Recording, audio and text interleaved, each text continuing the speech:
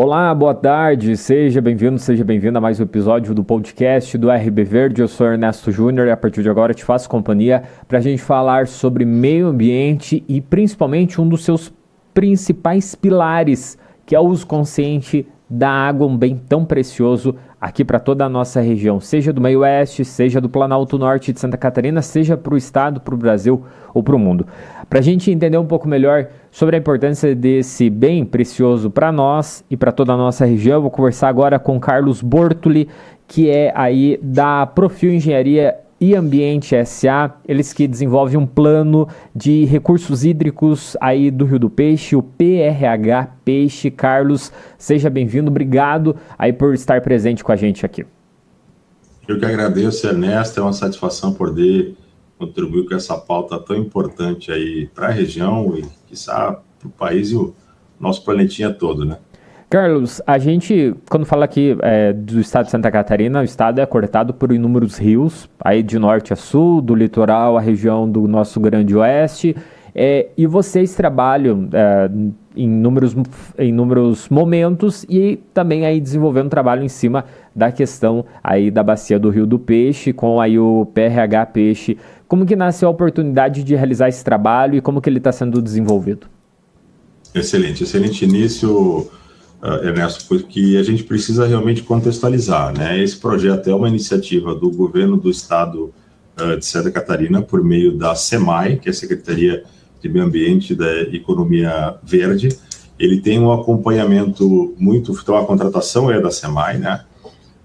Tem um acompanhamento muito de perto de uma entidade que é fundamental na gestão participativa dos recursos hídricos, que é o Comitê da Bacia Hidrográfica do Rio do Peixe. E aí, aqui no nome do presidente, o Ricardo Menezes, eu faço...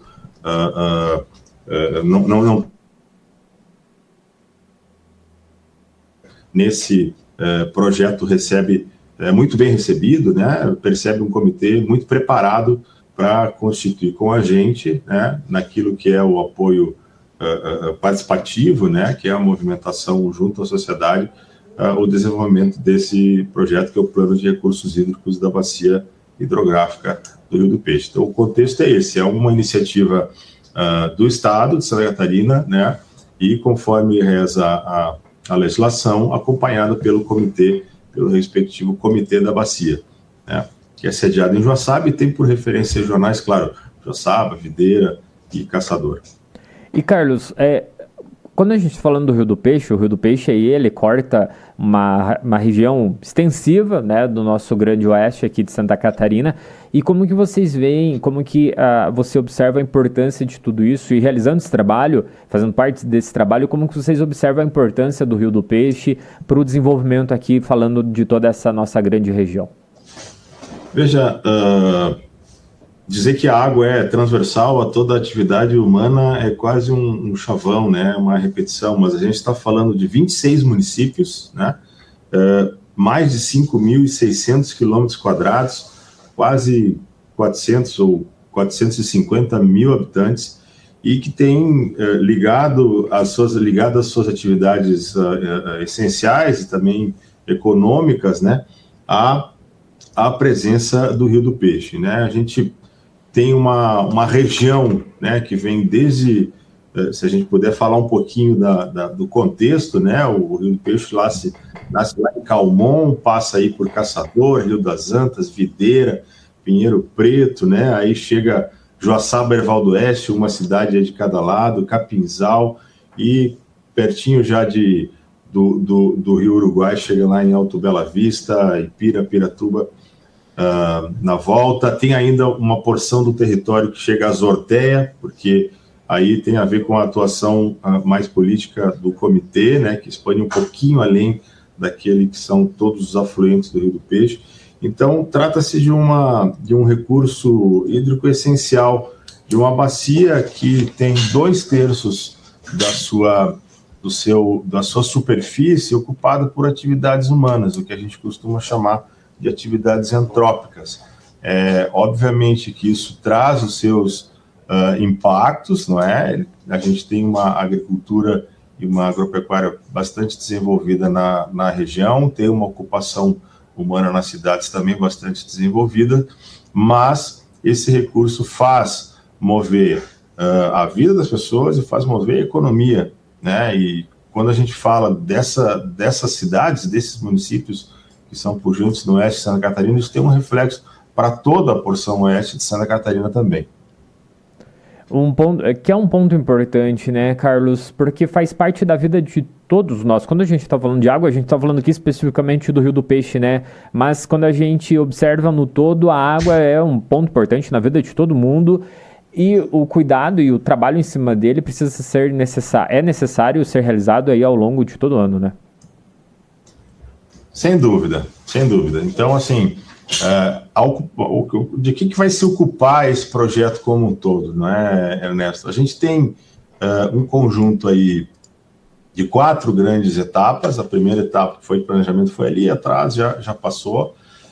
Concluímos por agora o que a gente costuma chamar de diagnóstico, ou fotografia da situação atual da região, em que são levantados, em especial, as questões de quanta água de fato há disponível. Você falou uma coisa importante, né, que é a sazonalidade da água ao longo do ano. A gente tem períodos mais chuvosos, períodos mais secos, e a água não pode faltar em nenhum desses períodos, especialmente para as atividades humanas essenciais, né? Então, quanta água nós temos, qual é a qualidade dessa água, qual é a quantidade de água que é efetivamente demandada pelos usos humanos e aqueles econômicos também, né? E contrabalancear essas duas coisas, que a gente chama de balanço hídrico, confrontar o quanto há de disponibilidade com o quanto há de demanda e conseguir perceber qual é que são aquelas porções do território que eventualmente precisam de mais cuidado. Então, essa etapa, que é a etapa de diagnóstico, a gente concluiu, né?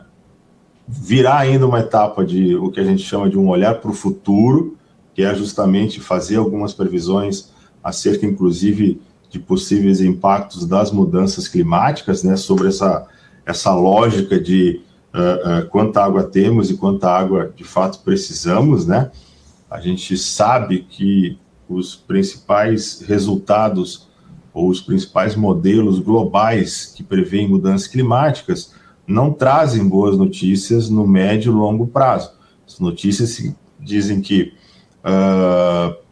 vai chover menos quando já chove menos e vai chover mais quando já chove mais, ou seja, os extremos eles vão se pronunciar. Então a gente tem que estar preparado para possíveis eventos maiores de secas e estiagens prolongadas e, inclusive, possíveis eventos de enxurradas. Então, esse olhar sobre o prognóstico é a segunda etapa.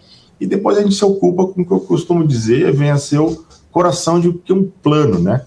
Que é bolar ações, né? Dividir com a comunidade local aquilo que já são iniciativas existentes, complementar com possíveis lacunas que possam ser percebidas nesse estudo todo, né?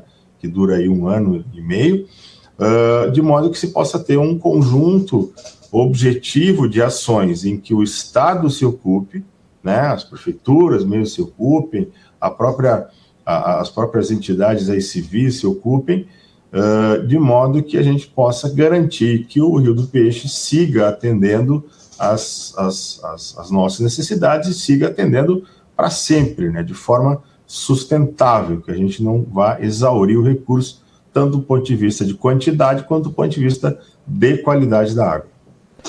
Carlos, a gente falou, né, você deu uma pincelada aí de todo o trabalho que é realizado pelo comitê. Eu gostaria de que você comentasse quais são as expectativas após os trabalhos realizados aí, por parte de vocês, por parte de todos os integrantes, como que você observa que devem ser os resultados e as expectativas para que a população receba esses resultados também. Como que vocês imaginam que a população deve receber esse resultado no sentido de preservação desse bem que é tão precioso, que é a água que a gente está aqui falando? Bacana. É claro que quando a gente começa um trabalho de planejamento, e a gente tem um histórico não muito bom de planejamento no país como um todo, né, Ernesto? Assim, a gente tem muita coisa para ser feita, elas são prementes, são questões que por vezes foram adiadas por muito tempo, então há uma angústia de saber, quando é que começa a obra, quando é que começa o investimento e assim por diante. Esse projeto, ele termina com um planejamento, de longo prazo, né, que vai a 20 anos além do prazo que a gente está agora, né, o que a gente chama de horizonte de longo prazo, ainda previsões de horizontes intermediários de ação, né? Mas ele pretende esse olhar de planejamento mais de longo prazo, né? E a expectativa é que a gente possa entregar um conjunto de ações que tem a ver com a gestão de recursos hídricos, naquilo que é mais a chapa branca, né, por assim dizer, da gestão, que é como se aplicam os instrumentos, aqueles que o Estado tem na mão, de concessão de outorgas de direito de uso da água, né, a aplicação de metas de qualidade, eventualmente uma discussão sobre cobrança de uso da água para que esse recurso possa ser implementado em ações de melhoria na própria bacia, não é? Essas questões todas são objeto do plano e são as primeiras que a gente trata porque elas têm uma alçada mais direta com a própria Secretaria Estadual de Meio Ambiente, né, e Infraestrutura Verde, que é o órgão gestor de recursos hídricos.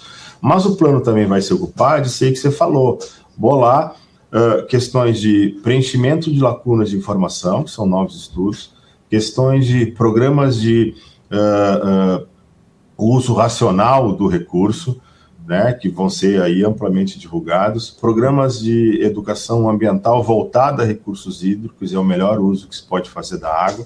Você comentava de um programa bacana que está acontecendo aí em Videira, e que muito provavelmente a gente vai precisar acessar para fazer o link, né, com aquilo que o plano está, ou com aquilo que o plano vai propor logo ali na frente, né, porque engajar as pessoas tem a ver com fazer parte daquilo que já é cotidiano delas, aquilo que elas já reconhecem, aquilo que elas já confiam enquanto campanhas de mobilização, educação e conscientização.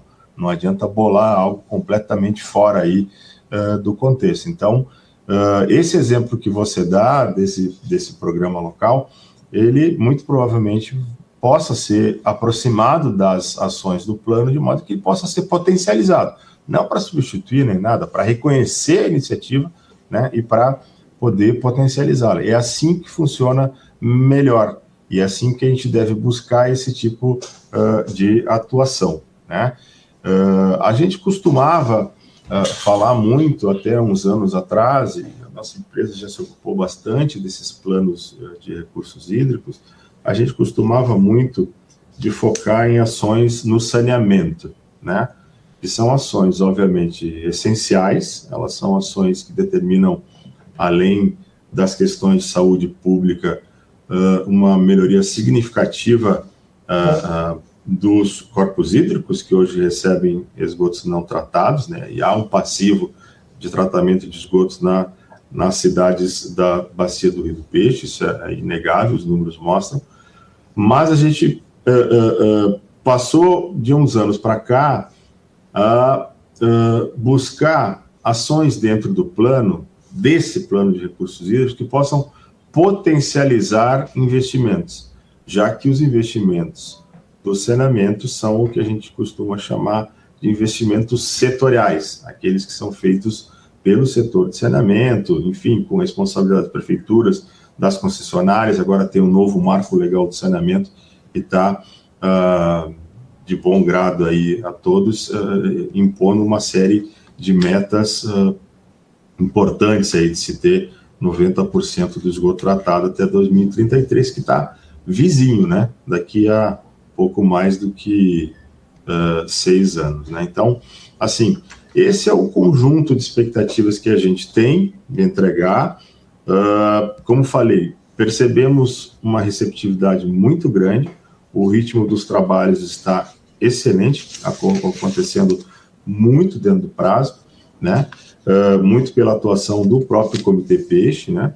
Que tem sido fortemente parceiro, claro, sob aí a fiscalização da SEMAI, mas a gente tem a expectativa de, sim, poder entregar um dos melhores planos que a gente possivelmente já tenha feito aí nessa nossa caminhada. Carlos, eu gostaria de agradecer a tua presença aqui nesse episódio do podcast do RB Verde. O meu muito obrigado, desejar um excelente trabalho a vocês, toda a equipe, seja da Profil, seja aí do Comitê do Rio do Peixe. Nosso muito obrigado novamente e lembrar sempre da importância da conscientização, da preservação desse bem precioso para a nossa região, que é a água aí, que seja no Rio do Peixe, seja nos outros rios que passam aqui por toda a nossa região. Nosso muito obrigado. Maravilha, Ernesto. Se eu puder deixar os contatos do projeto, eu faço, Claro. faço questão.